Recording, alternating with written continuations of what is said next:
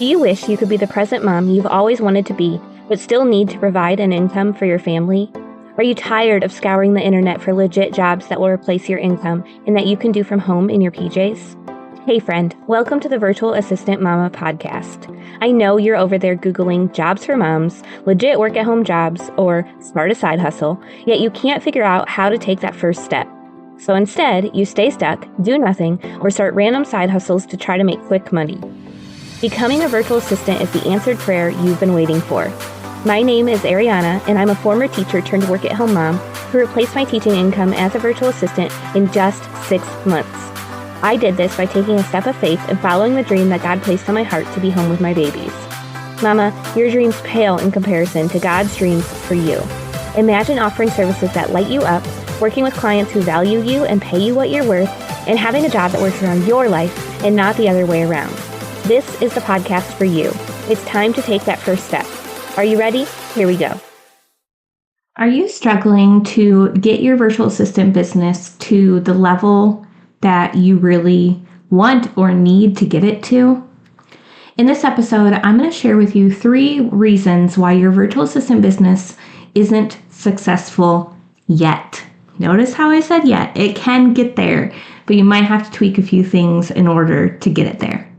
So number 1, the first reason why your virtual assistant business isn't successful yet is that you might not have a signature service that you're known for. If you're offering a wide variety of different services, you're probably losing clients, because if they don't know that you're an expert and you specialize in one specific area, they might not be as likely to go with you. Now, if they're just wanting a general virtual assistant to do like admin work for them and like a little bit here, a little bit there, whatever, they might hire you. But if you want those clients who are actually going to pay you really well and stick with you and respect you and love having you, and they can be your client for like years to come, then you need to have a signature service you do for them that grows their business, that they go to you for anything they need in that service area.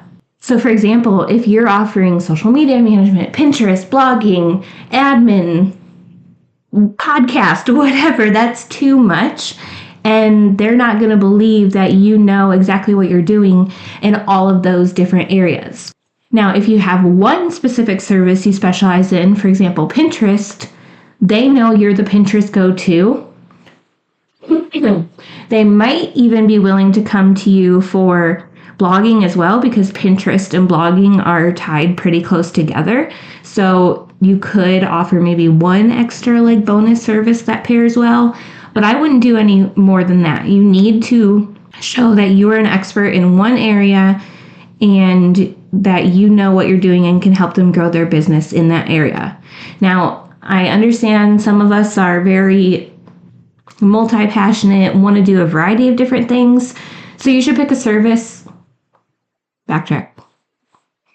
So if that's you, you should pick a service that does have a lot of things under the main umbrella, but there's only like one term you're going by. So for example, if you want to help with like setting up systems and helping with launches and marketing and all those things, you could be an online business manager, because they help with all of those different things under that one main service. But they're not offering, this service category and this service category. It's all under that one umbrella. So I hope that makes sense. The second reason why your virtual assistant business isn't successful yet is because you're trying to work with anyone who will pay you. There's this quote, and I wish I should probably look up who says it, but there's this quote that says, if you speak to everyone, you're speaking to no one. So if your services are targeted to help literally anyone in any industry, then you're probably losing potential clients.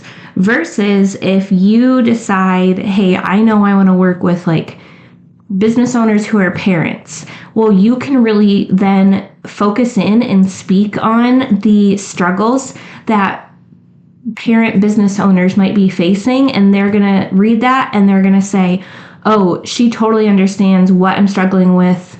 She can help me with this. I'm going to hire her. So it's still pretty broad there. Like, a lot of business owners are parents, and that's okay. But you're really speaking more directly to who you would like to serve.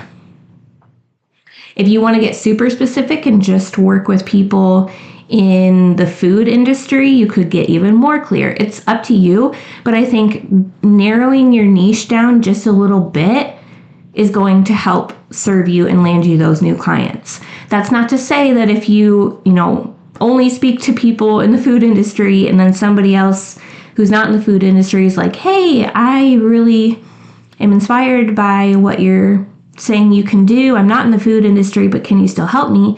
You do not have to turn them down at all.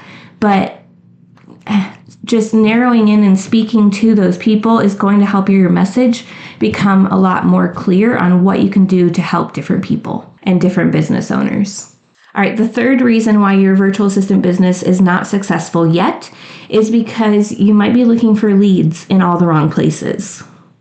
Back in episode 318, I shared my top 4 favorite ways to find new virtual assistant clients, plus 2 that I don't recommend.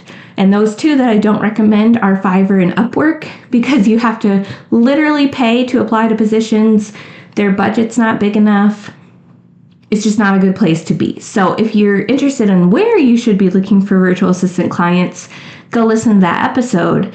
But even outside of Fiverr and Upwork, if you're looking for leads in, let's say, Facebook groups where most of the leads that you see are posting that their budget is like way too freaking low, then you need to get yourself out of that group and go find ones where the businesses are more established, have a bigger budget, and are more willing to invest because they've seen that investment give them a return in their business, so they know what it's worth. So again, if you need help figuring out where to look for virtual assistant clients, go check out episode 318. All right, y'all, let me recap real quick the 3 reasons why your virtual assistant business is not successful yet. Number 1, you don't have a signature service you're known for. Number 2, you're trying to work with anyone who will pay you. And number 3, you're looking for leads in all the wrong places. All right, y'all, I hope this episode was helpful for you. If you have any questions about it, come and drop them in our free Facebook group. That's facebook.com/groups/virtual assistant mama, or you can find that link in the show notes. But I would love to answer any of your questions, and I might even do a podcast episode based on your question. So go drop them there. Thank you so much for listening to this episode, and as always, we will see you next time. Thanks so much for hanging out with me today. I would love to bless you with a free gift as a thank you. All you have to do is leave a review of the show on Apple Podcasts, take a screenshot, and send it to podcast@virtualassistantmama.com. I'll send you a code so you can snag my virtual assistant toolkit for free. And don't forget to come hang out with us in our free community, facebook.com/groups/virtual assistant mama. I'm so honored to support you in your journey to becoming a virtual assistant. Until next week, y'all, keep following the dreams that were placed on your heart so you can be the present mama you've always wanted to be.